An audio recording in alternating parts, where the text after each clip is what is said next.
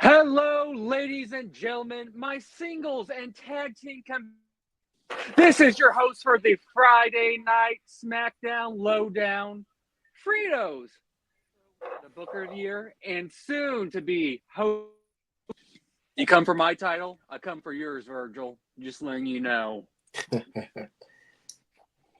I am joined with my esteemed colleague, Eddie. Sit. It's dramatic. Then the man, the myth, the legend, producer of our Sunday night show, Virgil. I see, yeah. Doing? I see. What's going on, fellas? What's going on? Oh, nothing. Just a lovely Friday night to enjoy some SmackDown. Indeed. Fairly decent show, I thought. You guys agree? Fairly decent? Yeah, no, I Yeah. definitely think that regular weekly shows that they've done in a while now. I mean, like I said, for a while there, it was kind of bleak, man. I'm like, dang, man, can we just get to Survivors? Whoo! I know. At least it's coming around the corner. Just like Thanksgiving, and my plate will be loaded, full of delicious food, gentlemen. Oh, yeah. But, ladies and gentlemen, we have a show to discuss. Friday Night SmackDown on November 8th. Sorry, I forgot what day it was. We start the show off with a little recap from Crown Jewel. Going into it, we have Roman and Jimmy coming out to the ring. Oh, the damn Apple Watch. Every time I host, the thing wants to get involved.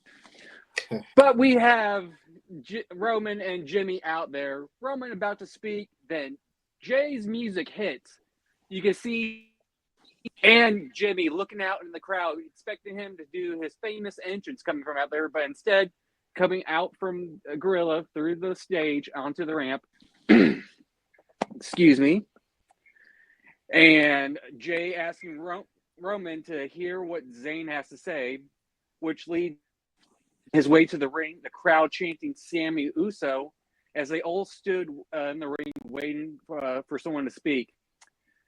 As we can recall, hit Roman with a kick, but he was explaining that he didn't do it on purpose. But he also admitted that when it felt special, and Sami was trying to reconnect everyone, saying how him and Jimmy doing their hand thing, he could see grin, and Jay being the grumpy old man just standing in the back being a hater.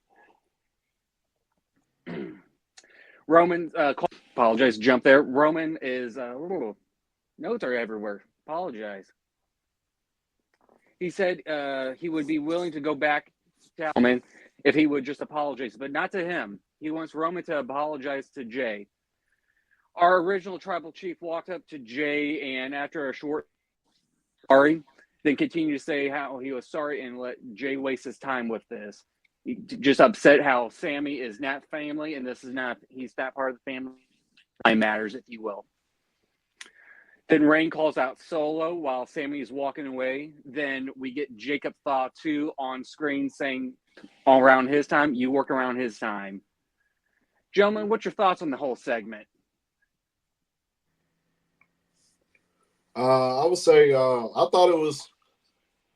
Oh man, it was nice to see all four of those guys back in the ring, just like just shooting the shit. It was just like, man, it felt like old times. Just right before everything just blew up, and so just seeing the drama, between all four of them. Sami back in the same position as he was before he turned on the Bloodline. Just like that nostalgia. I was like, man, this is cinema, man. It's almost like what it was before Mania, and I'm like, this is what we want. We needed like a kickstart after Mania because things got kind of dry. So just seeing all these guys back in the fold with the Bloodline storyline, which is what we've been anticipating. It was great to see. I definitely think, obviously, you don't want to make them have the reunion so quick. You want to have it quick, slow build. You want to have it on a slow build. You want the people tune in every week to see, all right, what's going to happen next. Roman is reluctant. Roman is reluctant. Jay was reluctant at first, and so it just leave the people wanting more, like leaving people on edge. What's really gonna happen? And so now, Fritos, eventually you'll get further into it. In terms of the details of the challenge that Solo gave out. But I'm just happy to see that we're getting some progress on the Civil War storyline.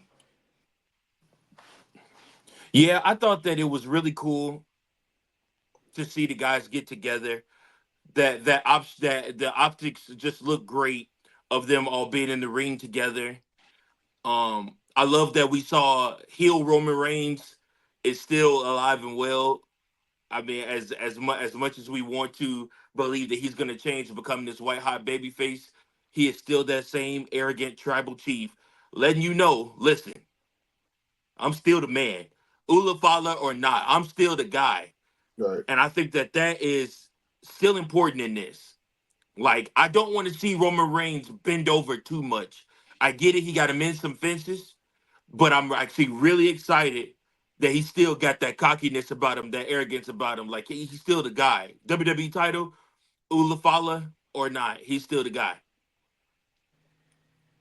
Yeah, Mm-hmm. he's in that tweener. For I feel like he's kind of in that tweener role in a way now. Kind of like there's like a common balance where, all right, he still has the heel persona, but at the same time, he's trying to get something back that he lost. That he felt like somebody's trying to portray, or and so I think now, especially with it being family business, it's like, all right, this is something we got to take care of.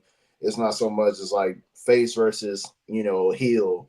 It's just one of them situations where the lesser of the two heels is the favorite, And so, I mean, no, the bigger of the two heels is the favorite in this situation. And I feel like Roman, a lot of people been wanting him to come back, and then you add that with, you know, the rise and success of main event Jey Uso, and the amount of people that are behind him, seeing him back in the fold with the Bloodline, and then him reunited with his brother. Also, that also, and then throw Sammy, pure babyface, another pure babyface into the fold. It's just this collection of entities together, and leaving the fans wanting something greater. So it's like by default, Roman has to be in a baby face situation, but he's still a heel persona at the end of the day, based on the tribal chief, gimmick, so it's mm-hmm. not, I think it's more, I think it's, if anything, in terms of the situation itself, it's leaning towards a tweener, but he's still a heel, but he's in the tweener status. And we've seen this before where, heels go at it, and, then one heel that's the popular heel is more on the tweener side because, hey, it's just all business. Ain't nothing personal. I'm like, hey, I got an issue. Well, I got an issue with you, but we got to get this thing done, and we gonna move on from it. And that's pretty much what this is right here. It's family business, but Roman got to do what he got to do. So, yeah, for for me, the highlight was Jacob Fatu. He's getting a lot more speaking time, I love which it. he is great on the mic. Especially after he's kind of had a rough week this week with all the social media going around. How he, before signing with WWE, he was supposed to do a charity event, All right, that. but then later on, it was reported that he did pay the charity back, but the charity made a late. So there was already a bunch of negative articles going out there about Jacob Fatu. So I'm Yeah. glad that WWE is showing like they still have faith in the man and giving him a prominent speaking role too in it. Yeah, I love the I saw the promo he cut too. I was like, oh man, I'm like they let him be himself because like you hear him in interviews and stuff like that, and it's like he's just a real cool guy, just talking normal, and so like to see him actually have a little bit of himself in that promo video that he had talking to Roman, and it's just like, oh man, okay, now they letting him do his thing. I just wish they get rid of this shit right here. But I wish they'd get rid of that, because it's just like, bro, you don't need to do all that. Just talk, man. Just talk. So I feel like, aside from that, man, I'm like, Jacob, man, he on his way, bro. Like once this is over and he go along and do his own thing, man, like this dude is about to take off, man, because he got all the skills. He got I feel like he's gonna be great on the mic. I feel like he's good on the mic already. But once he gets his opportunity to do his own thing, on his own solo, I think, man, he's definitely gonna take off. Because clearly, one thing about the Samoan family, as great as they can be in factions and tag teams, they can do their own thing on their own. Like they can do their own thing solo wise. Like it's just something they have. They got this charisma, this ability to be able to, attract the crowd and be great in ring and be great on the mic. So I think Solo is definitely not Solo. Jacob is definitely primed to do something great. Now Solo, he started off rocky, but now he's starting to. People started to come along with him because he's starting to change up a little bit. I think it was I don't know if it was at the pay-per-view or the SmackDown beforehand, where no, was it Raw? Was it Monday Night Raw when he came in, he had the tickets or whatever, and That was Raw. Yeah, a couple of weeks ago. yeah, and he was doing his old little funny shit or whatever. I'm like, okay, they letting him expand himself because I'm like, think of Solo, he always quiet, even off screen, it's like he's more reserved. Like he's more like on the quiet side. So like to see him be like this, I'm like, okay, now they starting to let him, be more outgoing and stuff like that. So I'm like, all right, it's just something about the Samoans, man. They got the charisma, they got the personalities to really, be something special, as a tag team, a faction, or as a solo competitor. So I'm excited to see what happens with not only Solo but eventually Jacob when he decides to leave the Bloodline and do his own thing. Indeed. Then going to it, we have a first match. It is Bayley versus Candice LeRae. But before that, we had with Roman. Wait, way to interrupt the host here. I was going to say that. I'm sorry. Had a second. Producer, mute this man for a second. He's in timeout. Timeout. Yeah, how's that feel? I have the power. I'm He-Man here, buddy. Sorry, you can't mute me. It's my show. Anyway, we had Roman in backstage walking and Jimmy falling behind him and Jay, and they get a little bit of a disagreement, grabbing Roman's arm. You can see Roman was not happy and saying, "You want him? Go get him. Go find him." Then Jimmy trying to intervene and be like, "Calm down." Roman snapping on him, showing that heel tendency, that narcissistic, egotistical tribal chief that we're used to knowing. Say, "You go him," and then leading into our match. You guys are solving the segment before we go into the piss break match. It was a good segment.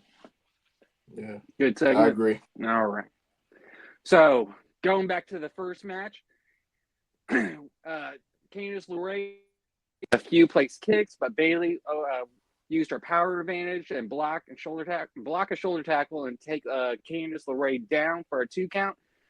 Bayley has more strength than Candice, obviously, with her BBL. True. the Edge experiencing wilderness. But both women got in a fair amount of offense, so it felt a little bit more one-sided than it should be hard predicted. We don't have a Hartwell there no longer anymore to help distract her. But Bayley comes out for the win, and again, break. It's Big Daddy C's piss break. Virgil, I'm assuming your piss break. Yeah, it was definitely my piss break. You guys know I'm not a fan of Bayley. I'm actually happy for Candice LeRae. I actually hope. Spoiler alert! Spoiler alert! Well, no, I'm not gonna step on the lead. I'm not gonna do to Fritos what he does to me. But Oh, so everything I you I said, I everything Oh, hope you thank you. said on Monday, I hope it is my everything you said turn on when it's Monday. your turn, Big Daddy C. You know what? Get back in timeout again. Enjoy it. Anyways, what I was saying, I hope big things are on the rise for Candice LeRae and they really expand their character. Boom. Now go, Big Daddy C. Oh, as I was saying, everything you just said on Monday night on Raw Dog and Mondays about interrupting Fritos' lead. Or no, it was actually no, it was on the main pod episode on Sunday. You said you was gonna interrupt and bury the lead on Friday, so apparently that was false advertisement, sir. I'm just trying to play my role. This Fritos is A Mike, Big Daddy C is B Mike, I'm C Mike. I'm playing my role. Yeah, it's piss break. They need to revamp Bayley's character. They need to do something. I don't know what they need to do. It's kind of just stale, but the most Candice. She doesn't have Indy with her anymore due to her being released from the company or her contract not being renewed. I don't remember what exactly status of her no longer being with WWE, but I think this is going to help push Candice, to future heights. So I'm what happens. But next segment on the show, gentlemen, we have Randy Orton out in the ring with a raspy voice. Don't know how, but he did lose his voice on the mic a couple times. Upset about Kevin Owens and how everything turned out at Crown Jewel.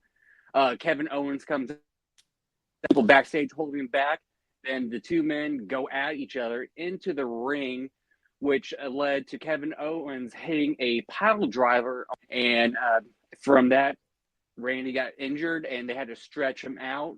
We followed them all the way backstage and into the ambulance with I'm no professional. I don't think you should have a bunch of people that work backstage aren't medically licensed help lift a man up on the stretcher. But whatever.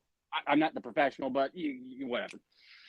But Cody telling everyone, I'm going to go with him to the hospital. I'm going to go with him. They shut off. You guys' thoughts on the segment? I think this is the beginning of the eventual heel turn that Randy Orton is going to have. Yeah, I think this is how you lead into him actually wanting to turn heel because he get dropped on his freaking neck just almost a week after getting put through an announce table. Not announce table, but an actual table, courtesy of a elbow drop by Kevin Owens. So I think it's one of those situations where Orton's probably just gonna get written off. I don't know for how long, but probably by the time he comes back, I think KO and Cody are probably gonna have another match or two.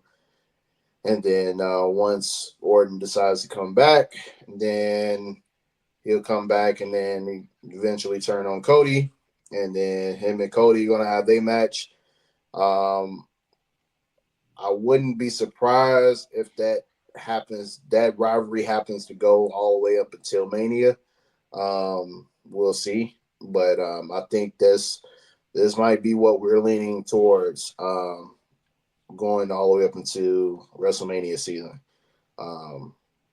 Orton turning heel, and we finally get Cody versus Randy Orton for the championship. Yeah, real quick, I just thought that it was a cool moment. Once again, another great fight between these two. They always have good chemistry in the ring, on the microphone together. Obviously, Cody is going to come out next week with tears in his eyes, cut a passionate promo, and him and Kevin Owens are going to end up fighting at Survivor Series.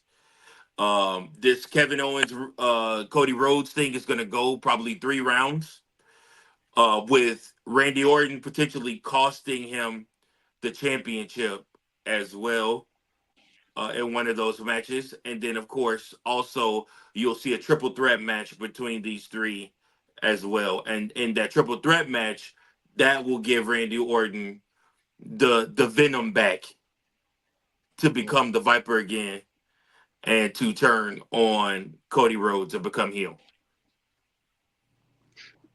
I agree. Is the pile driver, was that one of the moves that were banned, right? Allegedly. Yep. Allegedly or rumored or whatever.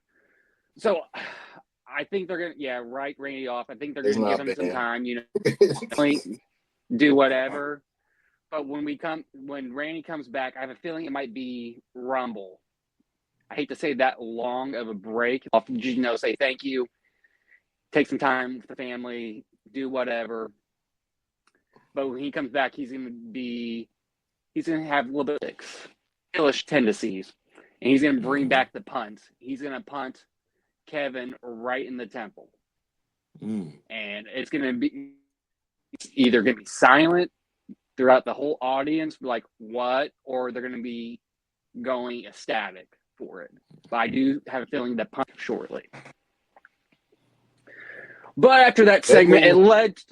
Go ahead, see. I was gonna say that move is not really banned in the grand scheme of things, because if you think about all the variations of it, it hasn't really been banned. I'm like, Undertaker technically has a variation of a power driver, and that's never been banned. And so do you think about Adam Cole and the Panama City Sunrise move? That's never been banned. So, like, there have been variations, the Canadian Destroyer, whatever you want to call it, there's been variations of it that have not been banned. And so, technically, the power driver is still not banned in wrestling or WWE, because too many people still do it. And, whether it's NXT or whatever it is, like, they still do it. They just have their own variations of it. Now, if you want to say the regular power driver itself is banned, I see that. Like the traditional power driver, I get that, but everything else, no, because I think you can be more on the safe side. You can manage ways to be safe with the other variations of the power driver as opposed to just the original power driver. So I don't think it's actually banned. They just be over exaggerating, saying that it's banned. Fair. Just wanted to throw that out there. Or just on the no-no list. I'll just say on the no-no list. Not banned, Yeah. just a no-no list. Right. Next match, a tag team match with DIY versus Pretty Deadly. And kind of shocked with this one. It was based with Tomaso Ciampa basically just taking the lead, going on a rampage, a match under 2 minutes, not even tagging Johnny Wrestling, just taking the win, and Ciampa just after the win, just bolting beeline to the back, which is between DIY, which I'm expecting a pretty deadly breakup between the two, and hopefully we get like the feuds back in the NXT days. Your guys' thought on the match and potentially DIY breaking up? Go first, Mike. You would be Mikey. Oh, okay. All right. So basically for me, like you said, Fritos, I think that's pretty much where we're heading. It's just one of them situations where those two have better chemistry as enemies as they do a tag team. And so I think having them two go at it at some point is going to be must see television, especially now on the main roster. So I think that's where we're going towards. I don't see them winning the tag team championship again anytime soon. And so might as well split them up and get them ready for a good old heated rivalry yet again. It seems like same thing, same situation with KO and Sami Zayn. How they go at it like crazy. Whether it's NXT or the main roster. So it'll be nice to see Ciampa and Gargano go at it, on the main roster and see how they play that out. Knowing Triple H, he's gonna make it happen because he already did on more than one occasion. And those are his two guys. Those two of his main guys right there. So I'm looking forward to that happening. Pretty Deadly, don't care about them. The hell with them. They should be the ones be getting released as opposed to Indy Hartwell. Like, I'm like, y'all, you releasing the wrong people. But yeah, man. I think we were definitely on the verge of getting Gargano versus Ciampa again, probably for like the fifth or sixth time in their in their tenure with the company. So The more things change, the more they stay the same. And yep. I love it when you have a good story that you can always go back to and it'll always be strong. That's the key and true sign of a good wrestling story. And Tommaso Ciampa and Johnny Gargano have one of the best wrestling stories going today. They can be the best tag team. They can also be the best feud alone. But here's my thought. Could Triple H be priming Tommaso Ciampa to become the next United States champion? Mm. I was Could he about to be the say that. one? That's how I was thinking. Could I can he see could that. he be the one to beat a LA Knight? That's why he's gonna turn. Did him and him and Gargano feud against each other for that United States title? Mm. Could Yeah. be coming in I 2025. I can see that. But Mm. the only thing I feel like they would be doing dirty is Montez Ford. That man, I believe, deserves a single title run, and I think he should also go up there for the U.S. title. So if they give it to Ciampa over Montez, I could see that causing some tension in the back. But I do see Ciampa being in for the running for it. We have another match that happened, another tag team. Jade Cargill and Bianca Belair. God, if I could speak. Nia Okay. Jackson, Tippy Stratton. Say the name right, sir. I'm sorry. I'm sorry. All right. Me, Big Daddy. Okay. See? You're forgiven. Thank you. But we had a non-title tag team match with and dominating Cargill for most of the part. Then we had Candice LeRae coming in, just interfering because she's got her little Nia, and it's causing a little tension between Nia, Tiffy. So I'm kind of interested to see how this plays with the cash in eventually. But Jade and Bianca take the win, being Nia and Tiffy. As it should be. Mm-hmm. Nothing really more for me to add on that. You, Big I Daddy? have no thoughts. I really No don't. thoughts? I was like, I'm just gonna say the same thing that I've been saying. I'm beating a dead horse. I don't want to say it. So Fair just enough. go. Next match, we see Machine Guns versus A-Town Down Under. I've noticed like tonight's episode was a heavy tag team, which I'm not gonna say it was terrible. I enjoyed it a lot. So if you're expecting a lot more single competitors, I apologize. It was a heavy tag team. But the men's tag team were in action. They took on, like I said, A-Town Down Under. who were upset about being canceled for the night. Waller and Theory have a sizable power advantage, so they were able to control the pace early, but Motor City Machine Guns double team offense game, and eventually Motor City Machine Gun defeating A-Town Down Under.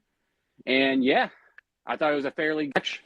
I'm loving everything from Motor City Machine Gun. I didn't really follow them in the TNA stuff, but just seeing their work now, I'm more of a fan of them, and I hope they have a decently long reign as tag teams.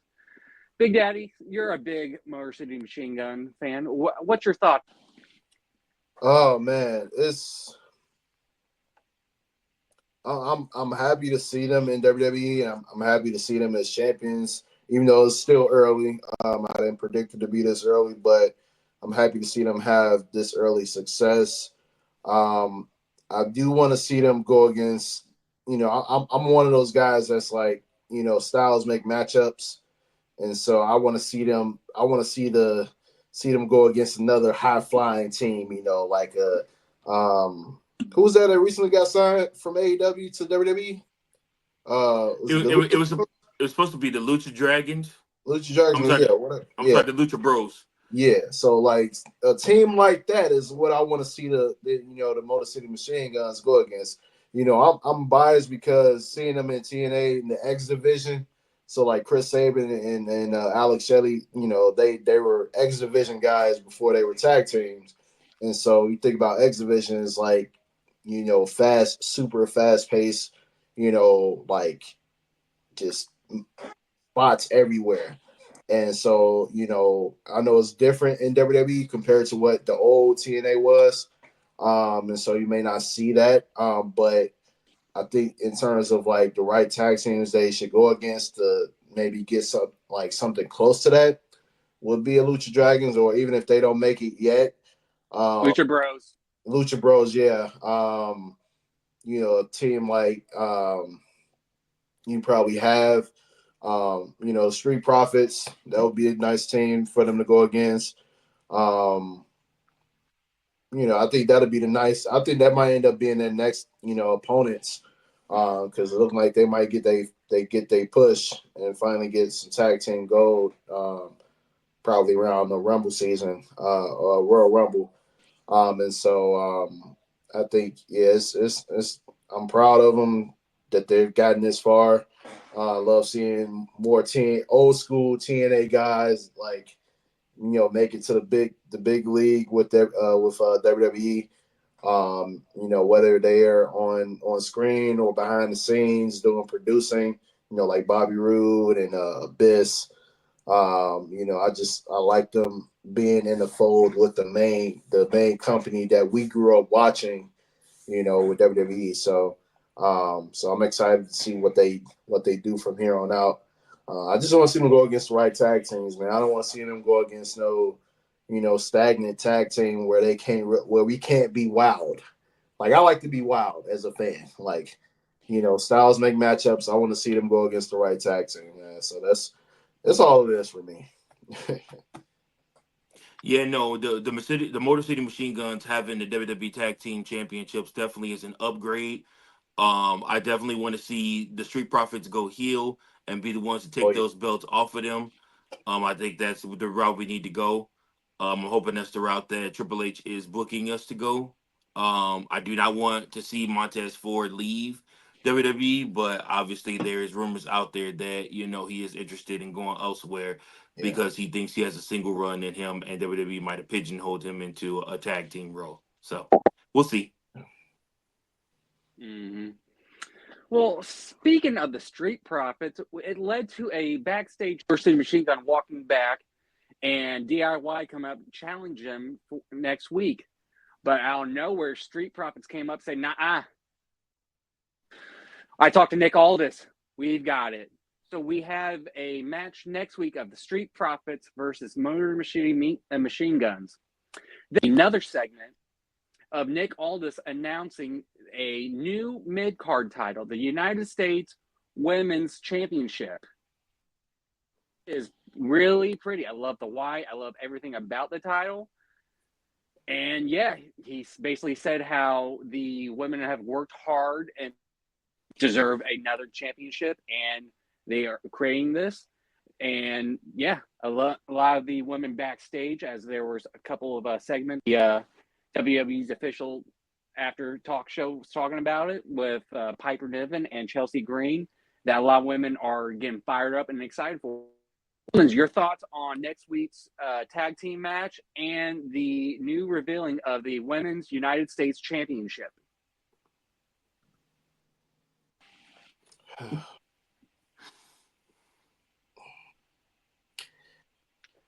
You know what?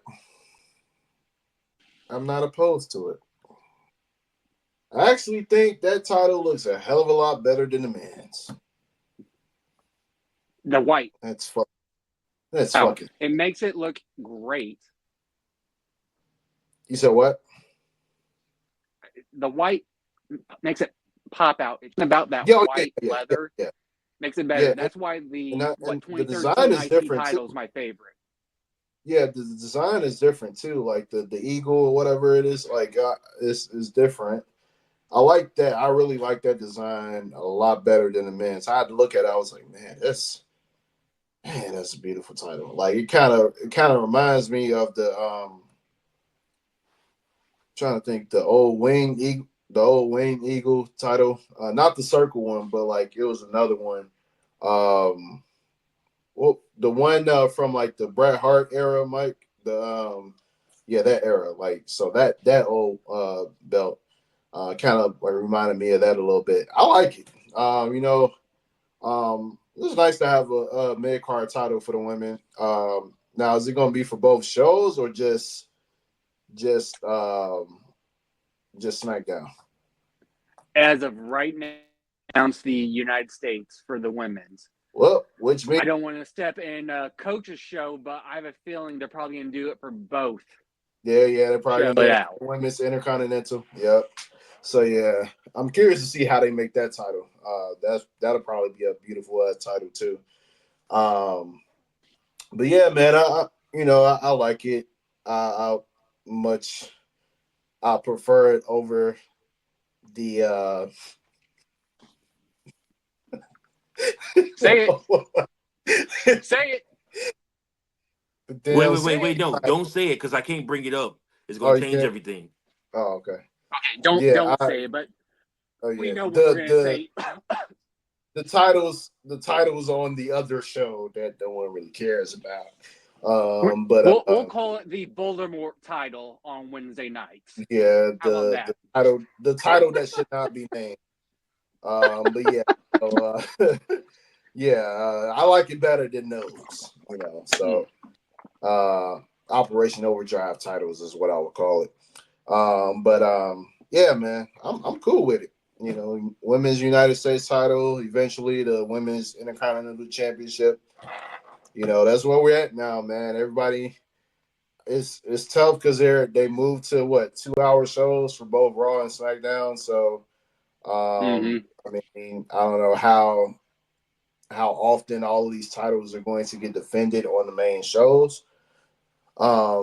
But I mean, obviously the main championships aren't going to be defended, like the top tier titles aren't going to be defended as often. So that would give more opportunity for the mid card titles to get more shine and more opportunities on Raw and SmackDown, or even who knows, like NXT, if certain superstars decide to go back down to NXT, they want to do a match or whatever, have an open challenge to the NXT superstars, or hey, I'm open challenge for this title, something like that. I see they're bringing back, Saturday night's main event.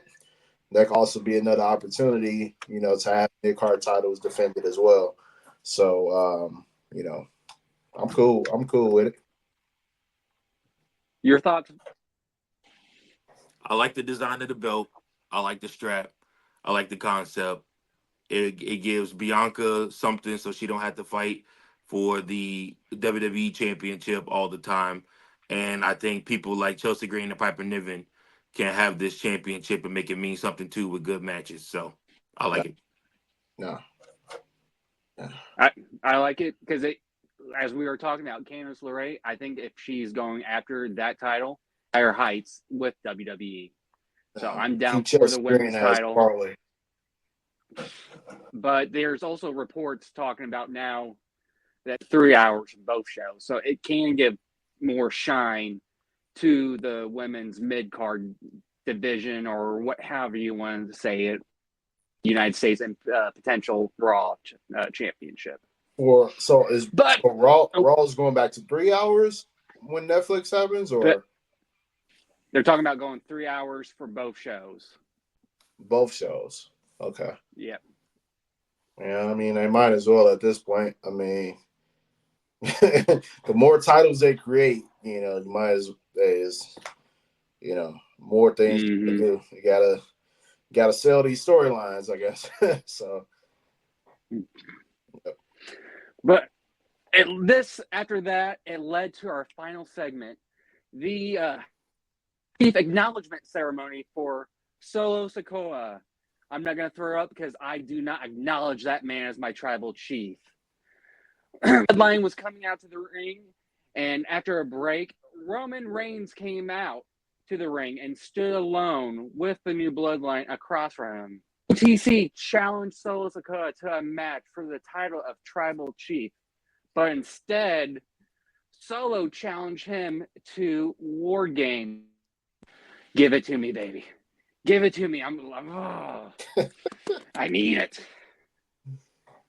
But in that, you don't even have 4 people behind you, and I have 5. Roman goes, who? I only count 4. You count 4 of them out there, then claim that Sami Zayn would be his 5th man. Sami comes out and is standing there. Bloodline is just looking. Usos try to come out and help Roman Reigns, but failed. Solo ordered Sami to kick Roman, right? He kicked Solo instead after a tense moment. Sami held up his finger with the Usos at the very end, indicating he is back. And that ending the show. And I'm going to start off. I loved it. Bloodline Matters is right now in wrestling again, as it been years back. I love everything about it. They're reuniting, and it's just going to be interesting since now we officially got the Bloodline Civil War going on at War Games. Who's going to be the 5th member for both teams? But Big Daddy C, what's your thoughts? Oh man, it just keeps heating up, man. Obviously, you got guys such as we got Zilla Fatu. That might be a guy that might pop in. Umaga's son. You got Lance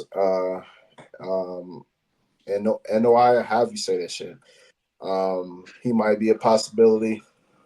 So I just like where this is going, man. This is what we've been anticipating, and I'm excited to see it. Where is Survivor Series going to be at this year?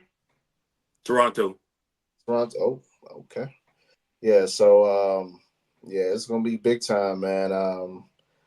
It could be anybody. They probably won't reveal those guys until that pay-per-view. So I know that's kind of. I don't want to. It's kind of like what they did last year, with Randy Orton. Even though they revealed Randy Orton beforehand, but he didn't return until that night. It was a great pay-per-view. I happened to be there, but yeah. So I'm excited to see what they do with these 2 mystery partners for this War Games, Civil War Games. That is. I think it's going to be a great match. My predictions are Cody Rhodes teaming with the OTC Bloodline, and The Rock being the mystery partner to team with the new Bloodline. So we'll see what happens. Yeah. And if it ain't The Rock, it's going to be Kevin Owens. Ooh. That would be crazy. But I'm going to save my prediction. I'm assuming we're going to speak on this on Sunday. Is right, Virgil? Those for your show. I just don't want to interfere. But that is our Friday night recap, ladies and gentlemen. Tag team competitors, we need your help. We are trying to reach 2,000 followers by Royal Rumble. Is that correct? Yep. By Royal Rumble. So this is what you need to do. We need you to like, share, and subscribe to our channel. Take your grandma, make a fake account for her. Tell your coworkers, make your kids do it. Whatever. We need to hit 2,000. I will do something. I might bring out the wrestling gear again. Do another shirtless podcast. I might do it naked. Who knows? We won't get sponsorships, but anything for you fans to keep you entertained. And also keep your eyes out. We are working on to make some great merch for you. Shirts, hats, coffee, baby onesies, diapers, staplers, whatever you want. We are going to work hard to make it for you. But this has been the show. I'm your host, Big Daddy C, and Virgil. Have a great night. And remember, keep those pencils sharp and keep on booking.